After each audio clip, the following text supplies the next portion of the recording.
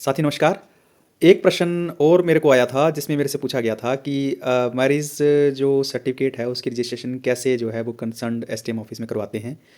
तो देखिए मैरिज का ऐसा है कि सबसे पहले तो मैरिज जो है वो आपको कंसर्न्ड पंचायत में ही रजिस्ट्रेशन करवानी पड़ती है। वो लगभग मेरे हिसाब से 21 से लेकर 1 मंथ का जो 21 दिन से लेकर 1 मंथ का जो समय होता है उसके अंतर्गत आपको वो करवानी होती है। पर किसी कारणवश अगर आप वो रजिस्ट्रेशन वहाँ नहीं करवा पाए हैं तो फिर उसमें ऐसा है कि आपको कंसर्न्ड पंचायत से लेना पड़ता है कि किस वजह से वो आप आपकी रजिस्ट्रेशन नहीं कर पाए हैं या आप लेट हो चुके हैं या क्या कारण रहा है। और दूसरा ऐसा है कि फिर एक एप्लीकेशन लगती है और वो एप्लीकेशन आपकी कंसर्न सब डिविजनल ऑफिसर को लगती है और उसमें आप मैरिज रजिस्ट्रेशन के लिए अप्लाई करते हैं और उस मैरिज रजिस्ट्रेशन में जो डॉक्यूमेंट लगते हैं वो वहाँ पे बता दिए जाएंगे। लेकिन मेरे हिसाब से वहाँ पे जो डॉक्यूमेंट लगते हैं वो ऐसा है कि एक तो आपकी एप्लीकेशन आ गई, दूसरा आपका आ गया जो मैरिज का आपका कार्ड है या इनविटेशन होगा वो, अगर आपके पास मैरिज के कुछ फ़ोटोग्राफ्स पड़े होंगे वो लगेंगे, साथ में आपका एज प्रूफ के लिए आपकी मार्क लिस्ट लगेंगी और 2 एफिडेविट बनेंगे हस्बैंड और वाइफ का अलग-अलग से जो है 2 एफिडेविट बनेंगे। ये एफिडेविट आप जो हैं जो डॉक्यूमेंट राइटर होते हैं बाहर बैठे हुए उनसे बनवा सकते हैं और एक प्रॉपर फ़ाइल बनेगी। इस फ़ाइल को जो है वो प्रॉपर एक सबमिशन के तौर पर जो है वो कंसर्न्ड एसडीएम ऑफिस में वहाँ जमा करवाया जाता है। फिर वहाँ पे कंसर्न्ड एसडीएम ऑफिस में जो है इंडियन मैरिज एक्ट के अंडर सेक्शन 8 और 16 के तहत जो है वो आपका जो है रजिस्ट्रेशन कर दिया जाता है।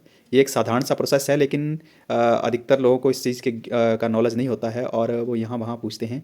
लेकिन ठीक है, किसी ने पूछा तो ये मैं आपको बता रहा हूँ अपनी तरफ से, तो आप इस तरह से अप्लाई कर सकते हैं। अब आपके मन में प्रश्न होगा कि ये जो मैंने अंडर सेक्शन बताया 8 इसके तहत क्या है? देखिए इसके तहत ऐसा है कि अगर मैरिज को हुए 1 साल हो चुका है तो 1 साल से भीतर जो है वो आप कंसर्न सब डिविजनल ऑफिसर में जो है वो रजिस्ट्रेशन करवाएंगे और अगर उसका 1 साल से अगर ऊपर हो गया है तो वो आप तहसील ऑफिस में भी रजिस्ट्रेशन करवा सकते हैं। साथ एक अंडर सेक्शन 16 में मैंने बताया, तो अंडर सेक्शन 16 में ऐसा है कि जैसे लड़का भारत का ही है और लड़की कहीं बाहर से है तो उसका प्रोविज़न उसमें दिया गया है और साथ में कुछ लोग जो हैं वो कहीं मंदिर में या चर्च में या कहीं और मैरिजेस कर लेते हैं तो फिर उन सब चीज़ों का जो है वो पंचायत में रजिस्ट्रेशन करवाना थोड़ा सा मुश्किल हो जाता है। तो इन सब चीज़ों के ऊपर जो फैसला लिया जाता है ये अंडर सेक्शन 16 है। तो ये 2 सेक्शन है 8 और 16, इसके तहत जो हो मैरिज की रजिस्ट्रेशन होती है।